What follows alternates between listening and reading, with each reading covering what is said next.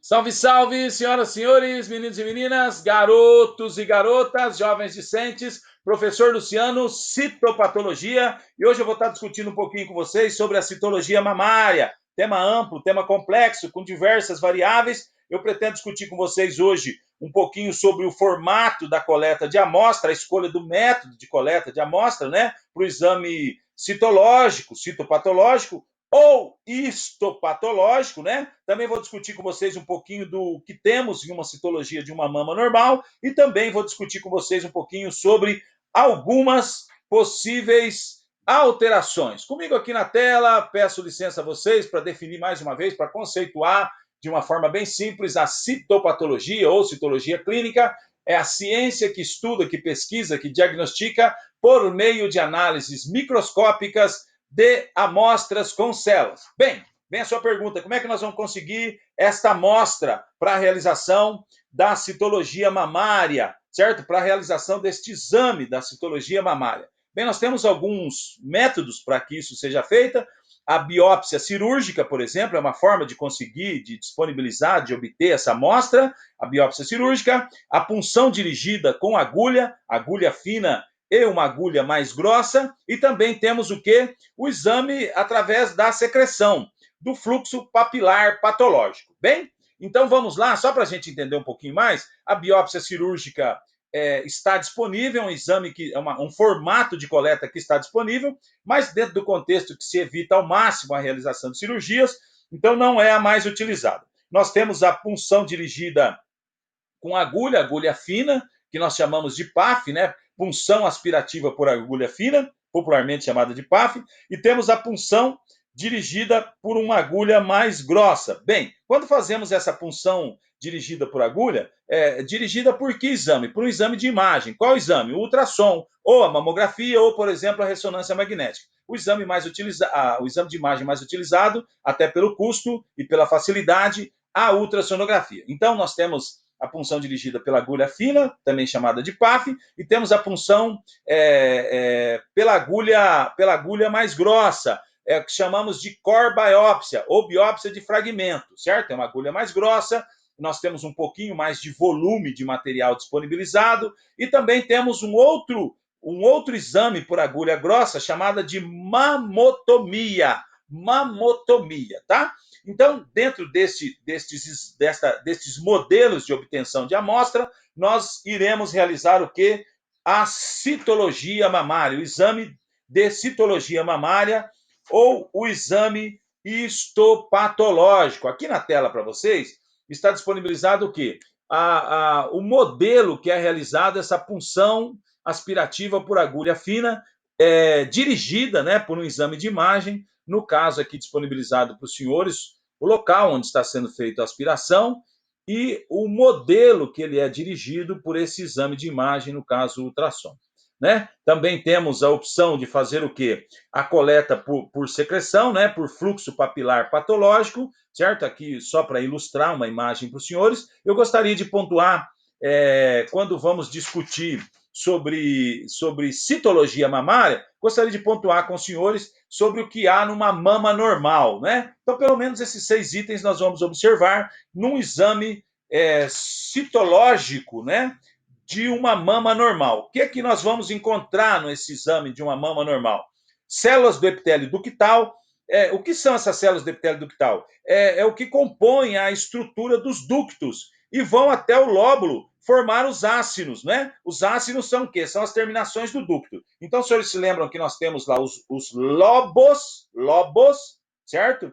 Que são drenados pelos ductos, né? Então, os senhores já viram isso na histologia mamária. Se não tiveram a oportunidade ainda de ver, eu solicito aos senhores que busquem, por favor, dar uma observada na histologia mamária, mas retomando, então, nós temos os lobos, certo? Então, aí de 15, 20, 22 lobos, certo?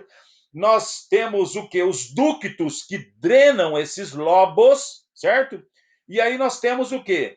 Os lobos formados pelos lóbulos, certo? Então, os lóbulos são formados, são constituídos por aproximadamente 20 a 40 lóbulos, certo? E estes lóbulos são constituídos aí de 15 até 100 ácinos, certo? Esses ácinos são as terminações, podemos usar o termo, né? As terminações dos ductos, né? Então aí também temos as células mioepiteliais, que constituem os ácinos, né? Então, essas células mioepiteliais, o item 2 aqui, elas possuem capacidade contrátil, né? Estão na base do ducto e dos ácinos, elas produzem o quê? A expulsão do leite em uma mama desenvolvida. Nós temos as células apócrinas, tem um citoplasma bem amplo, nós temos tecido adiposo, nós temos células inflamatórias, né, que no caso aqui eu quero pontuar que nós podemos ter, dentro desse exame da citologia mamária, nós podemos observar, por exemplo, os leucócitos, geralmente, ou também estiócitos, né, só pontuamos que a presença de leucócitos, mas não os categorizamos, né, e as fibras musculares lisas. Comigo aqui na tela, o senhor está observando, então, o que eu acabei de pontuar com os senhores, né? Eu disse que nós temos lobos, certo? Que são drenados por ductos. Estes lobos são formados por diversos lóbulos, e os lóbulos são constituídos aí de 15 a 100 por 15 a 100 ácinos, certo? E estes ácinos são constituídos, né? Eles possuem, né, as células epiteliais e células mioepiteliais com capacidade contrátil. Esse estroma é o tecido, né? Estroma interlobular, então, entre os lóbulos, e o estroma intralobular dentro de um lóbulo, tá? Então, o tecido fora, os senhores estão observando, o tecido fora do lóbulo e o tecido dentro do lóbulo. Aqui eu quero pontuar com os senhores que muitas vezes fica aquela dúvida, não é?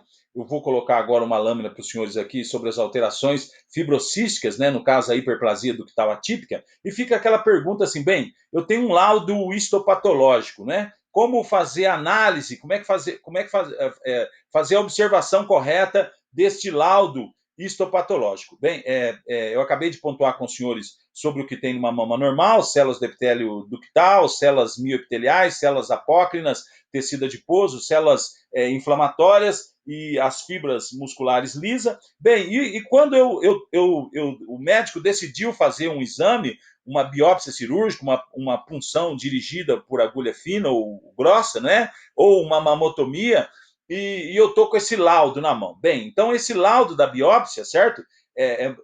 Existe uma interpretação, e é lógico que também tem o laudo da biópsia depois de uma cirurgia, né? Então, por exemplo, o médico tirou uma alteração na mama e mandou para a biópsia, e vai se observar esse laudo. Eu vou começar falando com vocês sobre as alterações possíveis dessa biópsia, né? Então, bem, esse laudo histopatológico geralmente vem nos mostrando o quê? Primeiro, o que nos interessa é se é câncer ou não, né? Se é câncer ou não. Então, sendo câncer, no caso, se ele é invasor ou in situ, tá? Então, o laudo vai apresentar o quê?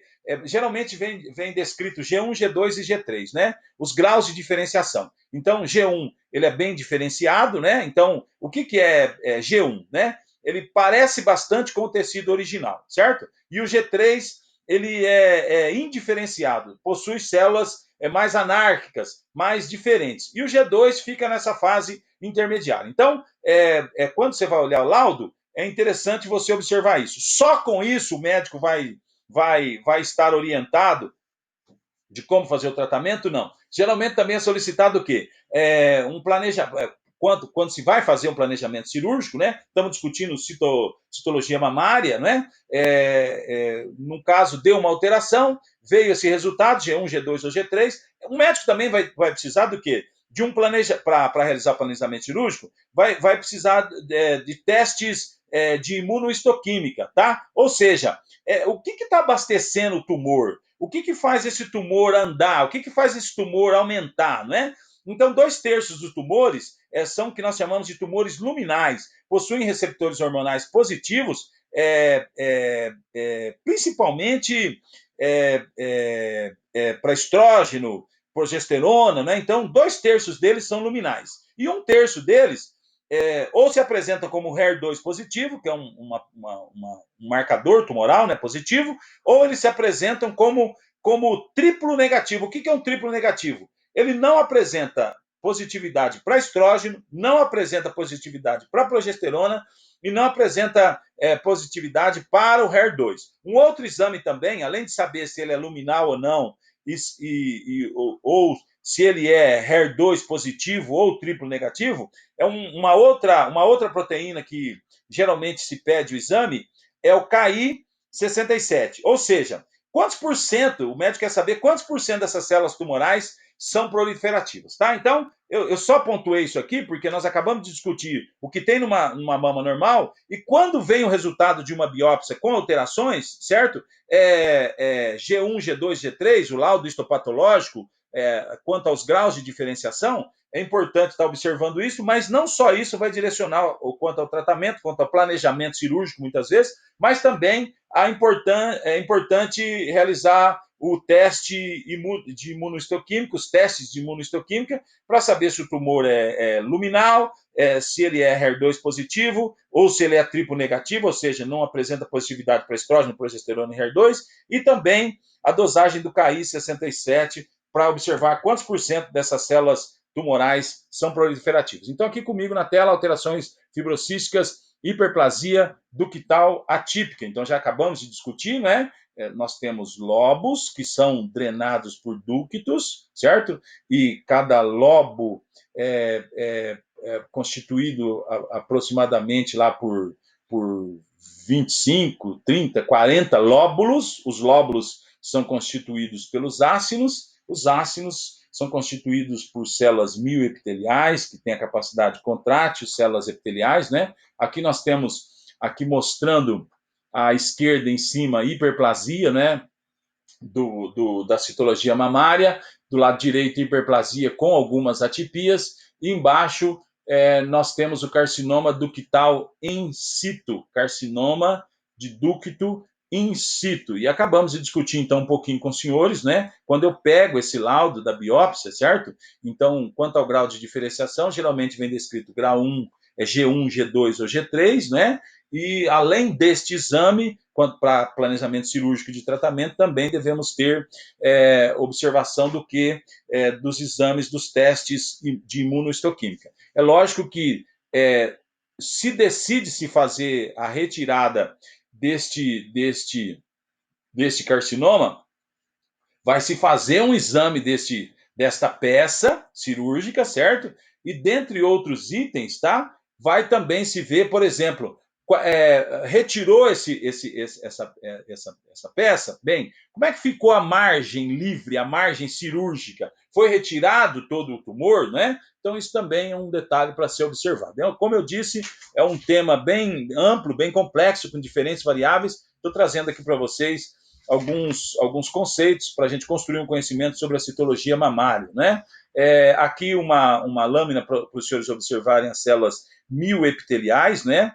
E células epiteliais, nós estamos discutindo o que aqui? Os ácinos, né? Então, lóbulos, ácinos, né? E os ácinos possuem aí na sua constituição células epiteliais e células mioepiteliais, que são o quê? Possuem aquela capacidade contrátil, estão na base do ducto e dos ácinos. Aqui mais uma lâmina, só para a gente trazer a conceituação de uma mama, não é? Então, os ácinos, certo? Como já pontuado, e ácinos com metaplasia apócrina. Aqui eu acabei de discutir com os senhores ductos, né? Os ductos que fazem a drenagem, né? Dos lobos, né? E aqui os lóbulos, né? O lóbulo, que constituem vários lóbulos, constituem os lobos. Aqui mostrando uma epiderme ulcerada, do lado embaixo esquerdo, infiltrado inflamatório. Aqui uma imagem, né, mostrando que a mama na região do mamilo, né? Aqui o senhor vai observar na parte de baixo à direita, ductos excretores contendo carcinoma. comigo aqui na tela. Aqui uma imagem mostrando o infiltrado inflamatório crônico inespecífico, né? E aqui eu só gostaria de conceituar com os senhores.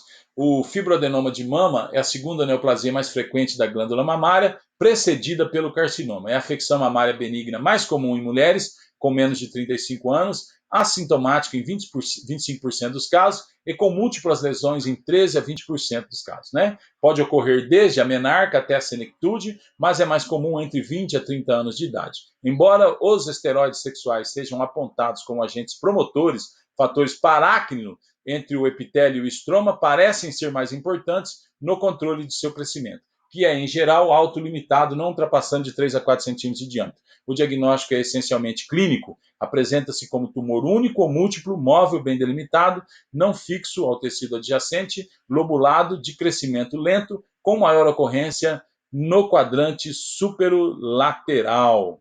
Aqui uma imagem, né, tecido mamário normal, né, lóbulos de tecido adiposo, e embaixo os senhores vão observar a formação do que eu acabei de discutir, não é? Desta segunda neoplasia mais frequente da glândula mamária, o fibroadenoma de mama. Aqui os senhores vão observar duas imagens, a imagem do lado esquerdo, uma mama normal, glândulas que formam os lóbulos, né? Então, os senhores estão observando aqui, né, o lóbulo mamário, e do lado direito, o fibroadenoma de mama, glândulas distribuídas de forma irregular, né, no meio do tecido de sustentação, no meio do estroma. Eu quero agradecer a você pela companhia até aqui, muito obrigado e até mais.